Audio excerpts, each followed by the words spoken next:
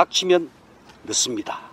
금년은 슈퍼 엘니뇨 때문에 일소피가 상당히 많을 걸로 예상이 되고, 특히 아주 바글바글한데 마이트킹, 다이마이트, 아크라마이트 이런 속효성 응약이 있습니다. 거기에다가 아바킹이라고 해서 아바킹 20단말에 200 내지 300ml를 추가로 가용을 하셔가지고 수질 pH 농도를 반드시 다운시켜야 됩니다.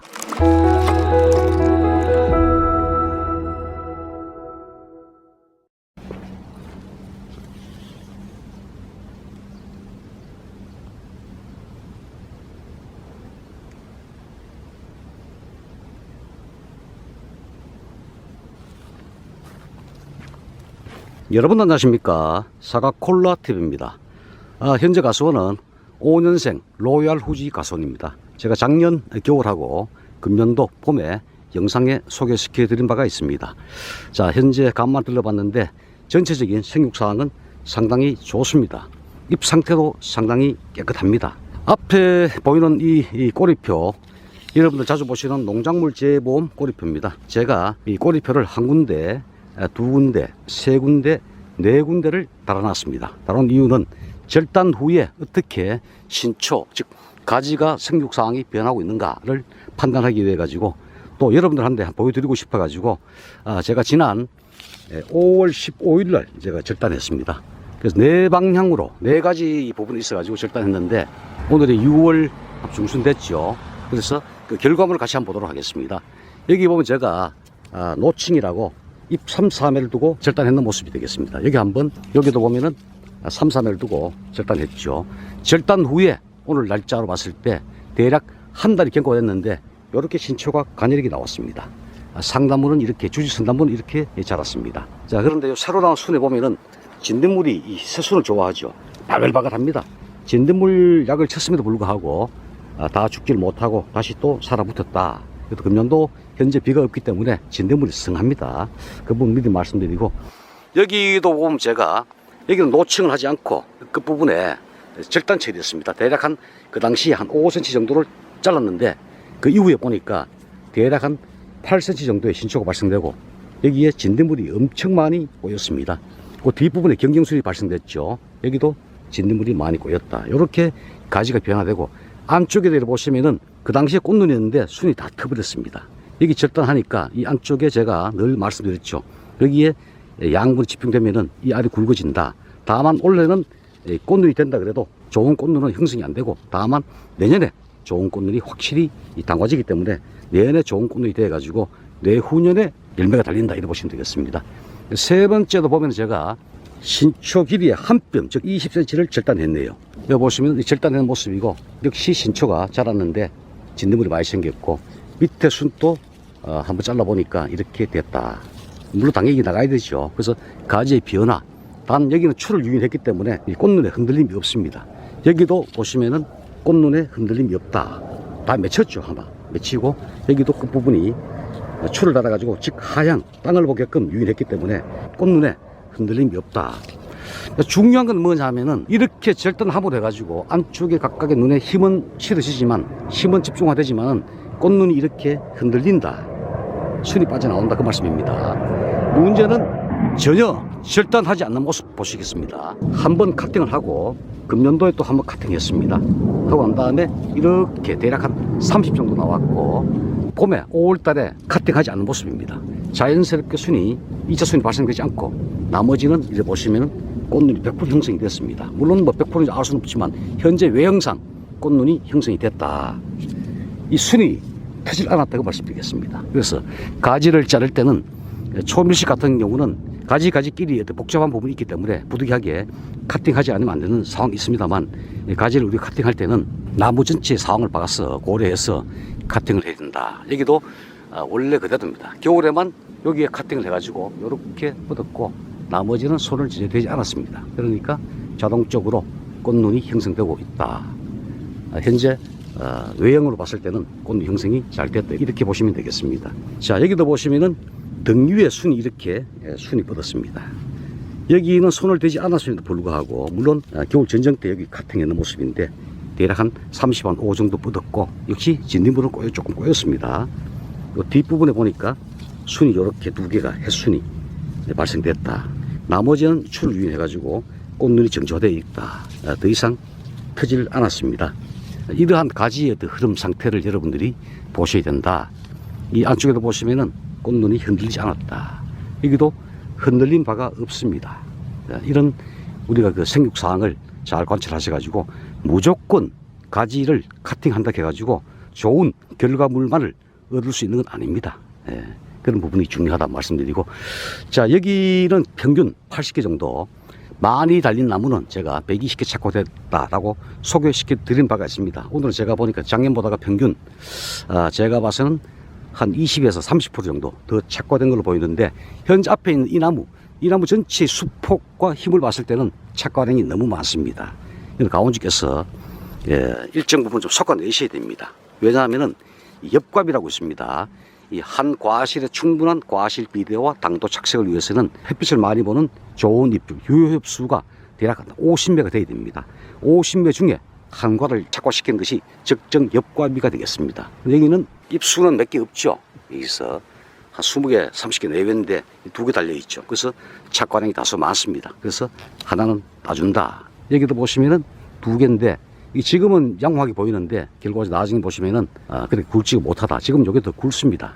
굵은데 제가 요걸 따도록 하겠습니다. 따고, 이 안쪽에도 보시면은 착과량이 많죠. 그래서 솎아줘야 됩니다. 솎아주시고, 전체적으로 제가 봐서는 이대로 다 되면은 잎의 어떤 에너지, 만드는 힘도 어려워지고 생성된 에너지도 배분하기까지가 상당히 어려워집니다. 힘들어합니다. 잎이 힘들어합니다. 그래서 적정 엽과비는 생리적으로 중요하기 때문에 과다 착과는 오히려 꽃눈의 충실도를 상당히 나쁘게 합니다. 그래서 열매를 착과를 많이 시키거나 또 너무 늦게 수확할 경우에 꽃눈의 충실도는 많이 떨어지고, 지금 이것이 꽃눈이라고 믿고 있습니다만 내년 되면은 꽃눈이라고 남겨뒀는데 전쟁할 때 꽃눈이 안 되고 순이 빠지더라 하는 것들이 전부 다 꽃눈의 충실도가 떨어지는 것이 주 원인이다.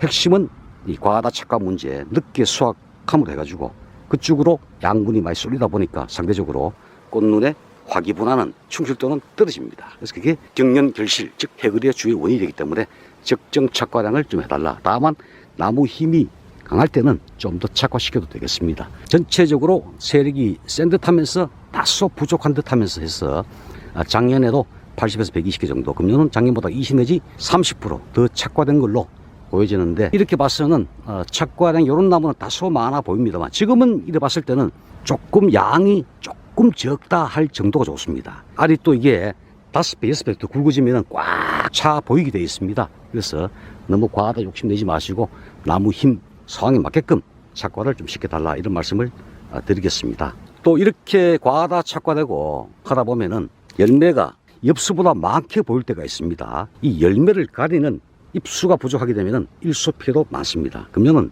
슈퍼 엘니뇨 때문에 일소피해가 상당히 많을 걸로 예상이 되고, 열매 자체가 햇빛에 노출이 과한 열매, 또 초밀식 가수원, 다축 재배 이런 데는 아마 햇빛 노출이 많기 때문에 제가 봐서는 일소 피해 예방에 주력을 해 주셔야 된다. 일소 피해를 받게 되면 과피가 손상을 입기 때문에 보호물질이 없습니다. 그래서 탄저균이 공기 중에 있다가 그대로 딱 감염돼 가지고 그것이 새끼를 쳐 가지고 또 확산될 수가 있기 때문에 그런 부분을 절대 간과해서는 안 됩니다. 제가 늘 강조드렸던 보호제 위주, 코론사이드 플러스 다이세늄 수화제, 그 다음에는 델란 수화제, 델란 입상을 권장 안 드립니다. 제 개인적으로 델란 수화제를 반드시 해야 되고, 여력이 돌아가신다면은 7월 달에 델란 수화제를 한 번 더 살포를 제가 적극 권장드리고 있습니다. 물론 다코닐 수화제 이런 것도 중요한 보호제가 되겠습니다. 치료제는 살포해도 여러분들 경험상 보셨을 때 치료가 되던가요? 치료가 되질 않습니다. 자, 요거는 보시면은 백화 현상이 왔습니다. 요거는 노린재 흡집 피해가 되겠습니다. 노린재가 녹색 과피 열매를 집어서 빨아먹게 되면은 이게 백화 현상입니다. 그래서 이것은 노린재 피해다. 총체벌레도 이런 피해가 있겠습니다만 주로 요거 봤을 때는 노린재 피해로 제가 생각을 하고 있습니다. 그래서 노린재 피해도 여러분들이 하셔야 되고, 지금 그 주위에 보니까 복숭아 순나방 피해가 상당히 많이 우려되고 있습니다. 그래서 복수하신 분들은 복수와 순나방 피해, 사과도 마찬가지예요. 동일하게 피해를 주기 때문에 복수와 순나방도 여러분들이 잘 판단하셔가지고 잘 해야 되고, 그 다음에 제가 보니까 응애, 전박이 응애 가지고 활동이 본격적으로 시작돼 가지고 지금 전국적으로 이 현황을 제가 들어보니까 응애가 심한 가수원이 상당히 많더라고요. 그 응애는 한번 잡지를 못하게 되면 골치 아파집니다. 그래서 인시표를 쳤는데 열흘 후에 관찰해 보니까 응애가 또 많더라. 그렇다면은 참 진딧물이 많네요. 이런 진딧물을 하나 더 쳐야 됩니다. 진딧물은 많으면은 열매에 붙어가지고 거름을 유발하기 때문에 열매가 아주 지저분해집니다. 그래서 잡지 않으면 안 됩니다. 무조건 잡아줘야 됩니다. 그래서 응애 약을 쳐도 못 잡았다. 그러면은 인시표를 연속 살포하지 마시고 마이트킹, 다이마이트, 아크라마이트 이런 속효성 응애약이 있습니다. 거기에다가 제가 한 3, 4년 전에 강조를 드렸죠. 아바킹이라고 해서 아바킹. 이 버티맥인데 제가 알기로 4리터로 나옵니다. 값이 쌉니다. 20단말로 환산시키면 쌉니다. 그거를 20단말에 200 내지 300ml를 추가로 가용을 하셔가지고 전착제와 함께 수질 pH 농도를 반드시 다운시켜야 됩니다. 최소한 6.5 이하, 좋게는 5.345 범위로 다운시켜가지고 살포하셔야 응애 효과를 제대로 볼 수가 있고, 또 약재가 이 안까지 잘 맞아야 되죠. 꼭대기도 잘 맞아야 되고 중단부, 하단부, 속속들이까지 약이 다 들어가야 됩니다. 해충은 맞지 않고는 죽지를 않습니다. 그래서 양양 문제, 약재 도달력 문제, 약재 선택 문제, 마이트킹, 아크라마이트, 다이마이트 이런 속효성 약 플러스 버티맥 대용량제 4리터짜리 아바킹을 물 20단말에 200~300ml를 추가로 과용하셔가지고 전착제, 수질피 조정 같이 하셔가지고 푹 치시면은 맞으면은 백발백중 다 죽게 돼 있다는 말씀을 드리겠습니다. 자, 슈퍼 엘니뇨가 금년도에 우리 한반도 전 세계적으로 슈퍼 엘니뇨 때문에 상당히 걱정을 많이 하고 있습니다. A 지역은 비가 너무 와가지고 수해가 발생됩니다. 약을 칠 시간이 없습니다. 비가 너무 자주 오고 또 온다면은 또 너무 폭우가 옵니다. 그래서 피해가 많이 발생될 걸로 예상이 되고, 또 한편으로 반대편에는 또 비가 없어가지고 물 부족 현상이 올 수가 있고, 또 너무 가물다 보니까 또 일소 피해도 엄청나게 많고, 비가 많이 오는 지역은 약을 못 쳐가지고 탄저 갈반 확산 우려가 있고, 비가 오지 않는 지역은 일소 피해 때문에 또 문제가 됩니다. 그런 거는 우리가 지구적인 환경은 어쩔 수가 없죠. 그래서 제가 늘 옛날부터 많이 강조드렸습니다. 보호제 위주로 사전에 해야 되고, 병이 발생되고 난 다음에는 한 발, 두 발, 세 발, 네 발, 다섯 발, 10발 넣었다. 칼슘도 지금 열매가 앞으로 계속 물러집니다. 해발, 자주 많이 하십니다만, 해발 높은 쪽에는 아무래도 일교차 문제가 있고 하다 보니까 그나마 착색이 좀 더 발견하는 데 유리하고 열매의 단단함, 과육 경도도 더 유리합니다만, 우리가 해발 높은 데만 있는 게 아닙니다. 한국 사과원이. 목사도 마찬가지고. 그 대응 방법의 하나로 제가 칼슘을 살포해야 된다. 그 말씀을 제가 늘 강조를 드렸죠. 칼슘은 앞으로 연중 공급할 수 있는 방안을 고려해야 되고, 그 방법은 제가 내년도에 말씀을 드릴 예정이 있습니다. 원래 마지막 최종 3년차, 4년차 최종 결과를 토대로 해가지고 사콜라 방송에서 사콜라 밴드 회원, VIP 회원을 위주로 먼저 공개드릴 예정이 있습니다. 열매가 지구온난화 시대에 물러지지 않게끔 예방을 해야 된다. 열매는 고온에 노출되면 과육이 물러집니다. 누렇게 깔이 안 나고 색깔 안 붙습니다. 칼슘을 통해 가지고 이 열매 속에 질소 N 성분이 공간을 다 차지하기 전에 가리라든지 칼슘을 제가 유과기 때 자주 해주시고, 특히 칼슘은 연중 살포해 가지고 계속 먹여줘야 됩니다. 날씨가 정말 최악의 조건이라 손치더라도 최소한의 착식은 발견시킬 수가 있다. 그 열매 경도 문제도 상당 부분 해결할 수 있다라고 제가 늘 주장을 했고, 원래 최종 검토 결과를 한번 거쳐보겠다. 또 지금 이 시기에 말씀드릴 부분은 아닙니다만, 앞으로 잎을 조기에 절대 많이 따서는 안 됩니다. 잎이 열매 색과 그 다음에 당도에 기여하는 중간 공정이 이 잎들입니다. 이 잎을 다 따버려요. 열매에 가린다. 가린 것만 똑 따면 되는데 아래 위에 다 따요. 바닥에 보면 새파래. 제가 정말로 깜짝 놀랄 지경입니다. 갈로병이 오지 말라고 약을 그렇게 쳤지 않습니까? 그래도 가을에 왜 다 따버립니까? 절대 그거는 패러독스다. 이치에 맞지가 않다. 그래서 이 열매가 색깔이 밝아지거든. 그때 제일 늦게 열매에 대있는 잎만 많아봐서 석정입니다. 작으면 한 장이고 또 없는 것도 있고, 그것만 똑똑 따시면 돼요. 확 훑지 말아 이거지. 또 일수피에 왔을 때 잎을 따면 다 되어버려. 잎이 가려주는데 햇빛을 이걸 다 따놓으니까 전부 허이 돼가지고 전부 다 뒤어. 탄저 막 와. 그리고 탄산칼슘 막 쳐. 그냥 놔두면 됩니다. 잎을 놔두고 색깔이 상당히 밝게 나거든. 그때 한두 개만 딱 따시면 돼. 그러면 피해가 거의 없다니까요. 일찍 다 훑어버리니까 전부 일수피해 나는 거야. 그 재수 없으면 탄저병 다 오는 거예요. 1년 내내 농사 지어가지고 결과물 마지막에 단 하나의 실수 가지고 농사가 잘못될 수가 있기 때문에 그렇게 하지 말아 달라. 또 이 하늘 보고 있죠. 하늘 보고 있는 열매는 거의 일수피해야. 특히 남쪽 서쪽 방향에 있는 것. 그래서 제가 늘 강조드렸죠. 과실의 착과 부위가 정말 중요하다. 열매가 이렇게 배꼽이 하늘 보고 있으면 일수표가 많습니다. 골드 같은 경우는 여기 배꼽에 열과 다 와요. 탄저도 잘하고. 그래서 열매가 이렇게 수평 이하로 이렇게 쭉 늘어져 달려야 됩니다. 하늘 봐서는 좋은 착과 부위가 아니다. 일수피에 상당히 위험하다. 이렇게 제가 말씀을 드리겠습니다. 장마 전에는 보통 우리가 6월 25일부터 7월 15일 사이에 주로 장마 기간입니다. 그때 비가 많이 오고 또는 아까도 말씀드렸죠. 비가 안 오는 지역도 있고 날만 뜨거울 때가 있습니다. 건조하고. 그렇지만 우리가 장마기라고 우리가 판단하고 장마 대비를 하셔야 됩니다. 이 잎들은 35도 이상의 고온이 7일 이상만 지속되면은 잎은 보기는 새파래도 자기 동화 능력이 상실됩니다.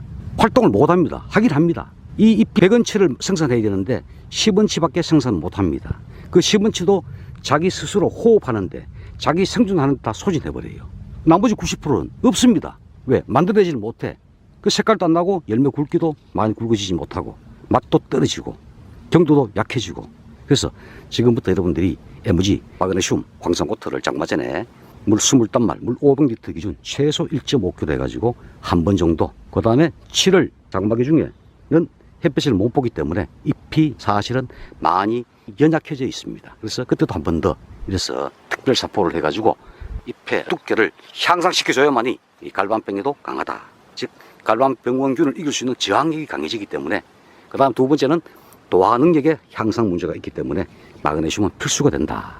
조금 전에도 말씀을 드렸습니다만 착색을 위한 준비는 6월 지금부터 하셔야 됩니다. 물론 7월달 되면은 제가 또 시기마다 또 말씀을 드릴 예정이 있습니다만 인산가리의 연면 시비, 황산가리의 토양 시비를 통해서 질소 니트로겐 흡수를 상당히 억제시키는 역할을 수행하기 때문에 또 착색도 가을에 관여를 합니다. 황이. 그래서 그런 부분이 중요합니다. 예, 과거에는 그런 게 없었습니다. 그냥 벽 밖으로 생산하고 했는데 지금은 날씨가 바뀌었습니다. 온도가 바뀌었습니다. 그래서 거기에 맞는 발빠른 대처를 우리가 해야 된다. 농약만 가지고 농사가 잘 되면 얼마나 좋겠습니까? 그러면 되면은 약만 쳐도 됩니다. 지금은 그렇지가 않다. 이 날씨 환경에 맞는 특히 이 해발 350, 400, 500, 550, 600, 700 고지에 있는 밭은 그나마 일교차 문제 때문에 평지보다 저지대보다는 더 유리합니다만 그럼에도 불구하고 해발 500을 제가 다녀보니까 해발 500이라고 해서 전부 다 물건이 좋은 건 아니더라. 거기도 갈반병이 심한 가수원도 있고 착색이 나쁜 가수원도 상당히 많습니다. 해발 낮은 곳에는 오히려 더 불리합니다. 여기가 해발 84입니다. 더 불리합니다. 그래서 국내 가수원은 해발 200 이하가 상당히 많습니다. 그래서 칼슘 문제, 마그네슘 문제, 가리의 살포 문제, 토양 시비 문제, 이러한 관리를 여러분이 잘 하셔야 되고, 앞으로 제가 늘 말씀드렸습니다.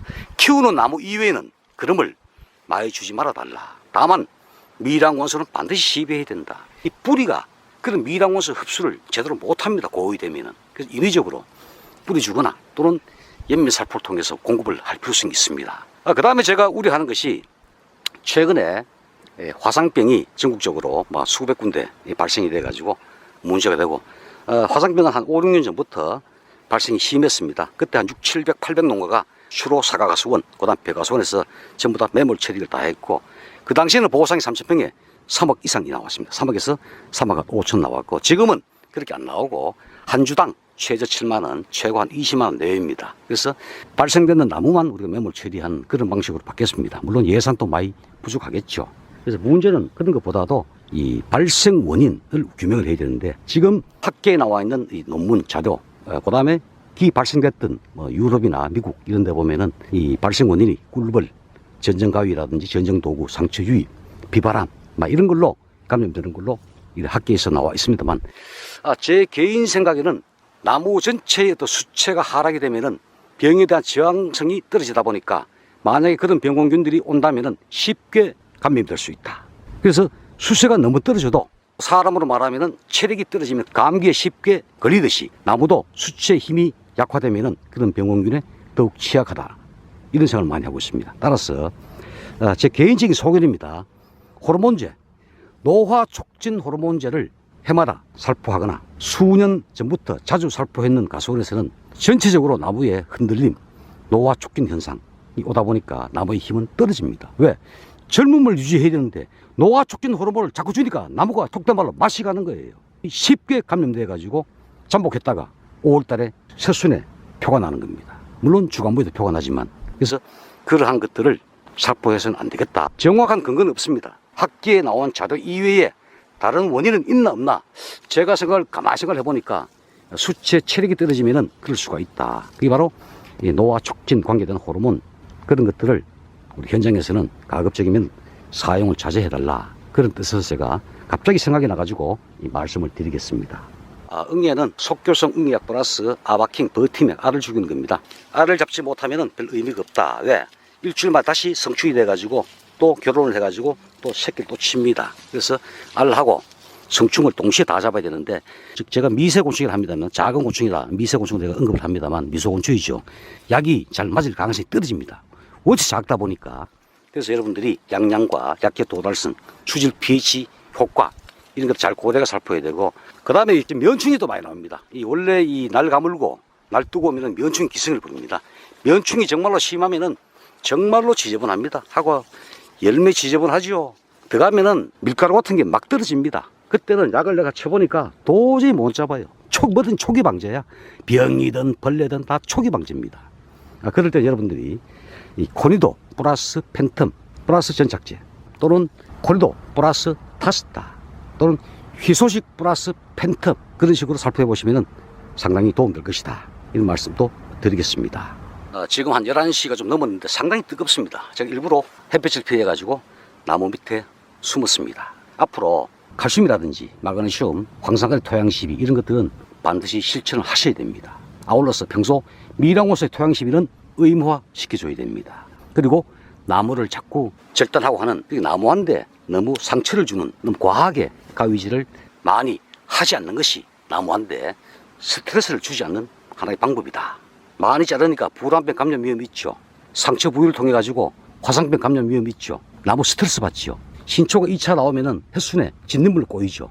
그런 단점도 많습니다. 자르는 것보다는 저는 개인적으로 가급적이면은 필요 불급한, 반드시 필요한 부분은 절단해야 되겠지만, 그렇지 않을 경우에는 가급적이면 유인, 나무한테 상처 주지 않는 방법, 유인을 야금야금 해주시면은 그것이 오히려 좋은 꽃눈을 많이 만들어준다, 이렇게 보시면 되겠습니다. 그리고 발견하고 늦기 때문에 제가 늘 강조드리고 주장드리는 바를 잘 실천해 주시면은 실패 없는 사과 농사를 가을에 충분히 달성할 수 있다고 저는 자부합니다. 올해는 과연 어떤 가수원이 최종 결과물이 좋을 것인가?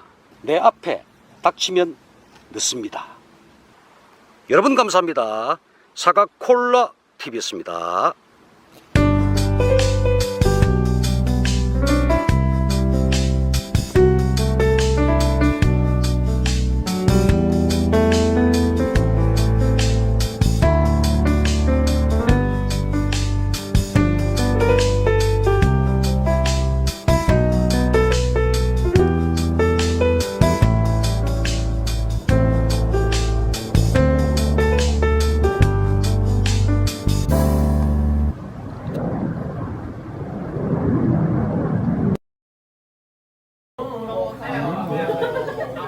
아유. 그전에는 오기 좀 잡으러다 고기 먹고 다니는 아주 선방이니까 이거.